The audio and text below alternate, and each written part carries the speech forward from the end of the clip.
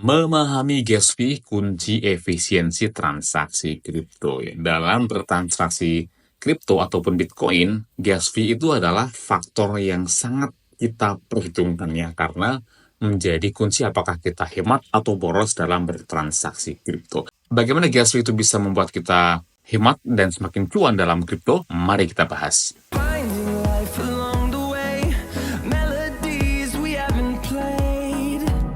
No, I don't want no rest.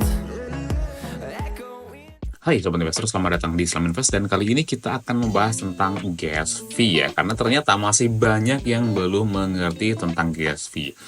Nah, di sini kita akan membahas ya bahwa gas fee itu adalah salah satu unsur yang menurut saya penting banget ya diketahui bahwa bagi semua orang yang berinvestasi ataupun trading di kripto ya, karena ketika kita berkirim kripto di blockchain ya, bukan di exchange, karena kita juga bisa mengirim kripto antar pengguna dalam exchange, tapi yang saya maksud di sini adalah mengirim kripto dalam blockchain itu sendiri, dan itu akan dikenai gas fee. Besarnya gas fee itu juga bervariasi ya. Gas fee adalah biaya yang dibayarkan untuk memproses transaksi dalam jaringan kripto.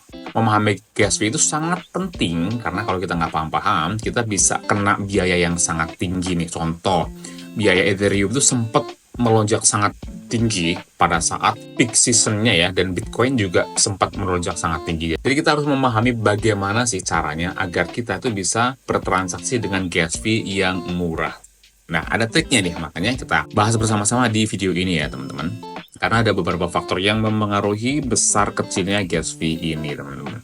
Nah, gas fee itu adalah biaya yang diperlukan untuk menjalankan transaksi di blockchain. Biasanya nih, gas fee itu dibayarkan kepada miner kalau untuk blockchain yang berbasis proof of work ya, seperti Bitcoin, Litecoin, Bitcoin Cash, Dash, dan sebagainya. Itu mereka menggunakan miner atau validator bagi blockchain yang menggunakan sistem proof of stake seperti Ethereum ya sekarang ya, ada juga BNB, Solana, dan sebagainya. Semuanya menggunakan validator ya untuk transaksi untuk blockchain berbasis proof of stake. Tapi sebenarnya intinya hampir sama sih, yaitu kita membayarkan gas fee itu kepada pihak yang membantu mengamankan atau memproses transaksi dalam blockchain teman-teman ya. Tanpa gas fee, transaksi tidak dapat diproses, sehingga memahami gas fee itu sangat penting ya bagi kita semua teman-teman.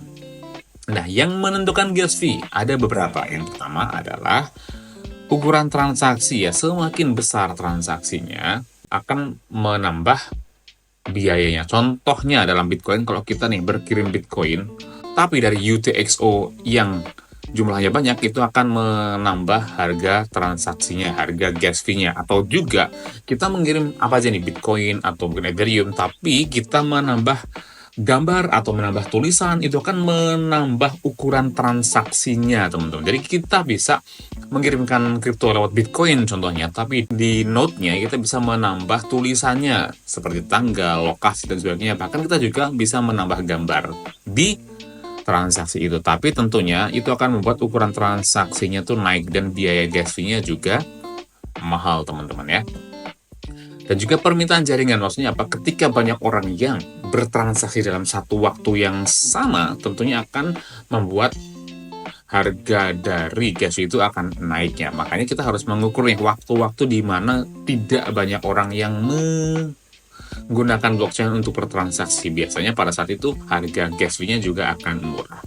Dan satu lagi yang menentukan gas fee adalah kompleksitas kontrak pintarnya teman-teman. Semakin kompleks itu biasanya semakin mahal ya. Tapi semakin simpel kalau hanya bertransaksi di mata uang digital saja, biasanya akan lebih murah teman-teman. Jadi kita harus tahu ya hal-hal ini, karena akan sangat membantu kita dalam bertransaksi kripto. Nah, strategi mengurangi gas fee teman-teman ya. Kita bisa memilih waktu transaksi yang tepat untuk jaringan yang tidak terlalu sibuk. Nah, contoh nih, untuk Bitcoin, kalau saya biasa bertransaksi itu di siang hari ya, jangan di malam hari. Kenapa? Karena sebagian besar transaksi Bitcoin itu kan berlangsung di bumi bagian barat sana, di tempat di mana Amerika dan juga Eropa ya. Mereka itu bertransaksi di siang hari mereka, dan ketika di Amerika tuh siang, di kita tuh malam, teman-teman. Jadi ketika mereka siang, mereka banyak bertransaksi dan biasanya akan membuat gas fee dari Bitcoin contohnya itu naik ya. Tapi ketika mereka di Amerika tuh malam dan mereka pada beristirahat, gas fee dari Bitcoin itu turun. Jadi kalau kalian bertransaksi Bitcoin ataupun kripto lainnya, pastikan kalian bertransaksi itu di siang-siang ya. Contohnya kayak di jam 12 siang atau jam 3 sore biasanya itu adalah waktu-waktu yang paling murah untuk bertransaksi blockchain, teman-teman. Nah, yang kedua itu bisa memanfaatkan layer 2. Layer 2 Bitcoin itu ada dua yang terkenal ya, yaitu ada Lightning Network, itu biaya transaksinya sangat murah. Ada beberapa wallet yang bisa saya rekomendasikan, mungkin akan saya bahas di video selanjutnya. Jika kalian ingin saya membahas wallet apa untuk bertransaksi Lightning Network, tuliskan di kolom komentar ya.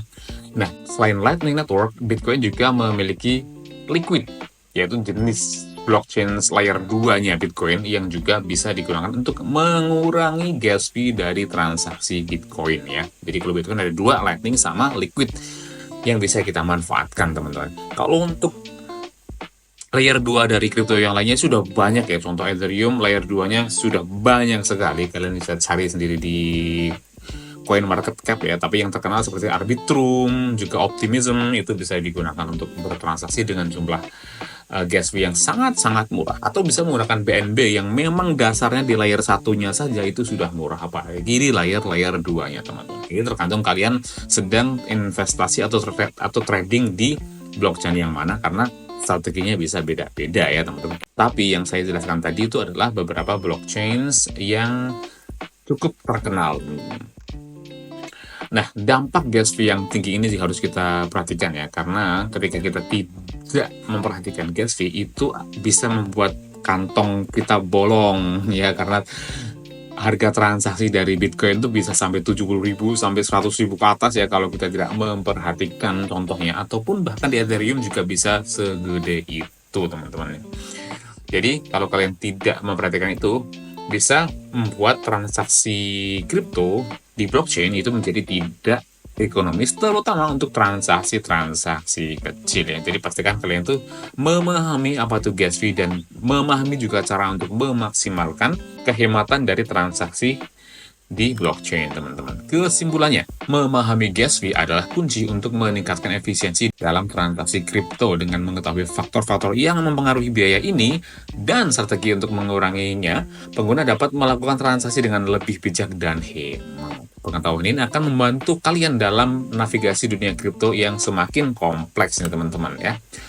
Oke, jadi segitu dulu penjelasan kita di sini ya. Subscribe untuk mendapatkan konten-konten menarik lainnya, atau jika kalian memiliki request kripto atau saham apa yang ingin dibahas, tuliskan juga di kolom komentar. Oke, tetap semangat, tetap berinvestasi, dan sampai jumpa di video selanjutnya.